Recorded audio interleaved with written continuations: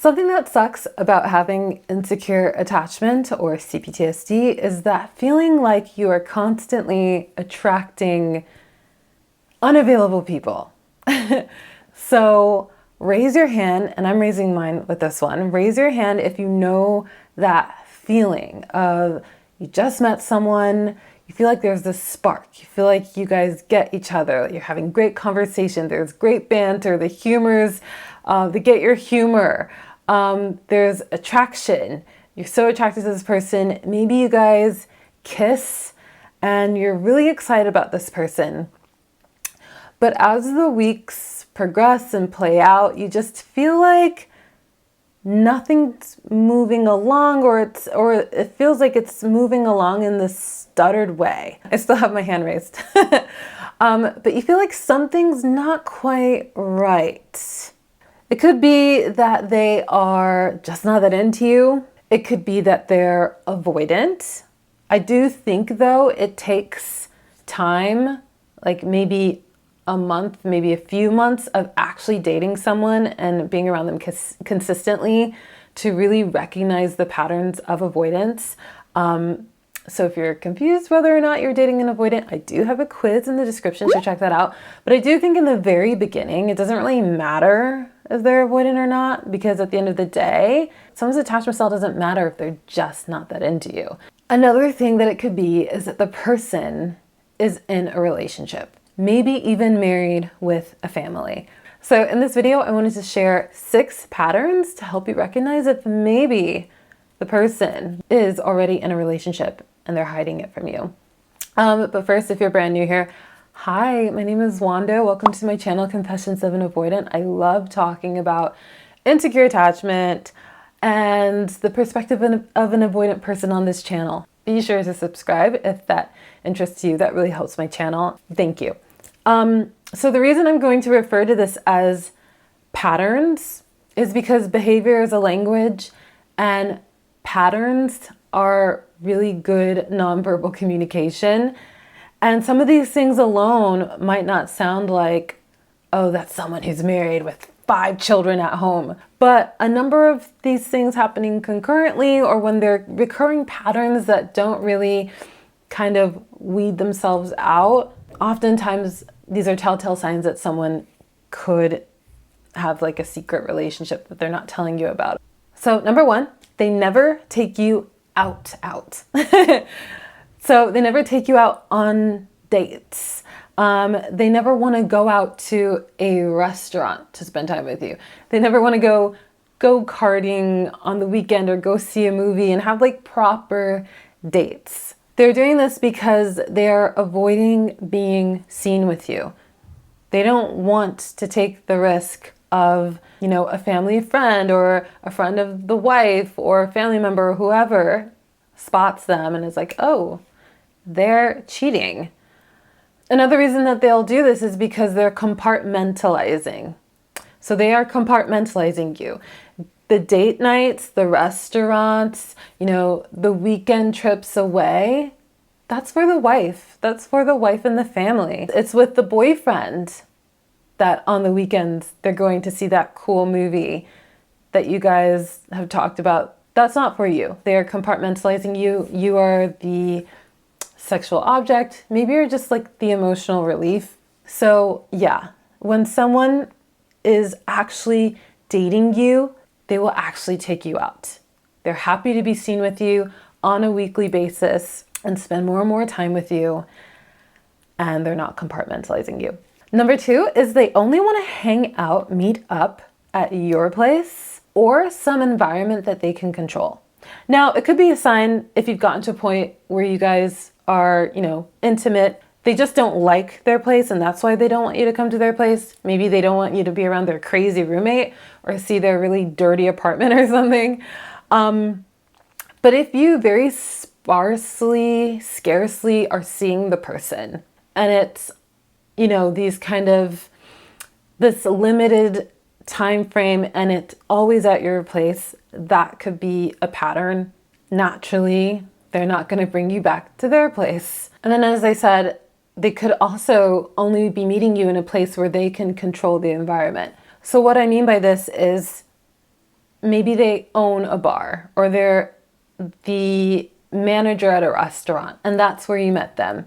And whenever they want to hang out with you, they always want you to come to that place. Maybe other people in that environment know that they have, a partner at home or a wife or husband or whatever. But people in that environment, girl code, guy code, are helping them keep that secret. So you never find out because their homies have their back essentially. Maybe for you, that environment's something different. So let me know in the comments if you know what I'm talking about. But in this one, I'm speaking from some experiences I've had in the past because I've been in numerous bands. I'm a musician and singer. As you see, I have some of my guitars behind me.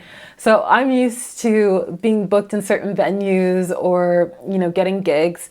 And then you're constantly meeting like people that work at the bar, the restaurant, or the wedding venue or wherever. And you'll befriend people, and then some people you'll hit it off with. And so this is a particular environment where I've encountered this issue, and I've had to confront people when I noticed that they weren't taking me out on a date or didn't want to meet outside of this environment. So maybe for you, this recurring environment that's very controlled is different. Let me know in the comments. This brings me to my next point, which is they're only available a few times a month. And that's because those few times, that one weekend where you guys spend a whole weekend together, that's the outlier to what's happening the rest of the month. That was the one weekend that, the wife and the two kids were at the wife's mom's house. Or, that was the one weekend where boyfriend was taking a boys trip with his boys. And so they had that time free. But the rest of the time, they are not available for you. If you're noticing these outlier type of situations where that's the exception rather than the rule, it's a massive clue that the person is taken. They might not even be taken. They might just not be that into you. It's an unfortunate reality that we have to accept. Not everyone's going to like us at the same level at which we like them. So they're happy to spend one weekend a month around us and maybe be sexually intimate or other things, but they don't want to spend every single day with us. You can tell the difference between those things and someone who's avoidant when you have a connection with someone that's escalating. I really feel like you can tell avoidance over time, and you're seriously dating someone, you're talking to them throughout the week, texting on a daily basis doesn't necessarily need to be talking, you're spending time together on a weekly basis. And as things escalate, you notice that the person takes things slow. They might be slow to be vulnerable and open up. But that's different than someone who only wants to hang out with you like a few times a month and basically doesn't really want you part of their life the rest of it. Okay, so number 4 is they only have very small windows of time to hang out with you. And those small windows are happening very few times a month. And when we're insecurely attached and we're used to being neglected, that might feel normal for us and familiar. And so I think that's why people can have a hard time recognizing these patterns. Really quickly though, if you're liking this video so far, can you please give it a like? That really helps my channel. It helps YouTube show videos like this and show my channel to more people like you who are interested in it. So thank you. Okay, so yeah, there's a pattern of quality time that you spend together, but it's very short. So maybe it might be like a few hours and it's happening very scarcely a month. And it's never really escalating beyond that. It's not like you start spending more and more time together, like in a normal, emotionally healthy, reciprocal relationship. Even if it starts slow, over time, you'll do more and more things together. They're happy to, walk around hand in hand with you and then spend Saturdays with you and then go on road trips with you and whatnot. It escalates. But when someone's in a relationship, they have a family to get back to on Saturday night. They have their job and then have to get home to their partner.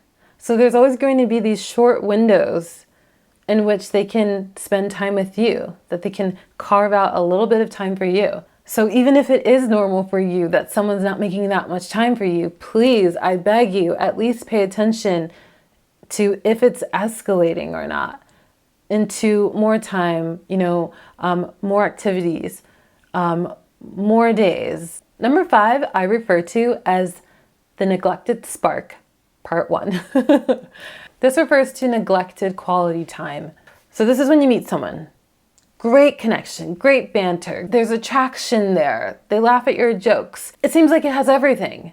And yet, nothing's really moving along. It's like this very low simmer that just doesn't grow into anything. It doesn't go anywhere. You can feel the other person not wanting to make plans with you, not wanting to spend time with you. Maybe you're texting, maybe you're talking, but it's just not really going anywhere. You can almost feel them avoiding doing things with you, maybe seeing you again, not committing to any plans. You might put things out there like, hey, like, are you free next week? And they're just not taking the bait. So that's why I refer to it as the neglected spark. The last time I was in this situation was a few years ago. I met this guy. I was so excited about him, and I noticed this happening.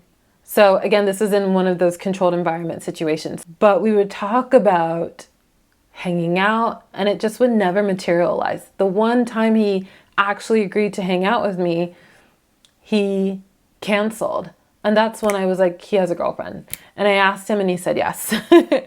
And if I didn't ask him, he would have never told me. The 6th thing is the neglected spark, part 2. And this is when there's physical intimacy neglect. So it's lacking the physical touch, it's lacking the kissing, it's lacking, maybe like the most that might happen is like hugging or something, but you can just feel that the other person, every time you're around them, is constantly holding back, escalating things physically. And again, it's a good thing to not be in a rush to escalate things physically or particularly sexually when you've just met someone, especially when we have insecure attachment, CPTSD. But when you've spent a lot of time with someone, maybe they're like a friend, you started out as friends, or maybe, I don't know, you met them through mutual friends and you're at, get-togethers, like the same get-togethers over and over, or maybe it's the situation where, I don't know, they like work at a bar, you guys always go to the same bar or something, I don't know. But you're around this person a lot and you're just noticing that despite this amazing spark, amazing connection, amazing conversation, attraction, maybe flirtation, they are not wanting to have any physical intimacy with you. And you're just like, huh? That could be a pattern, a sign that someone is in a relationship. So those are the 6 I have today. I know I'm missing some other ones, so you can feel free to leave them in the comments. It's just occurred to me now, like someone who constantly cancels plans. You meet someone and you have a connection, they constantly cancel plans, so they never actually meet you. So I could make a part 2 of this if you're interested, but let me know again, any that you know, in the comments. I hope you guys liked this video. Again, please give it a like. It helps YouTube go, oh, I should show this video to other people like you who are searching for the same topic. So thank you so much, and I will see you guys in the next video.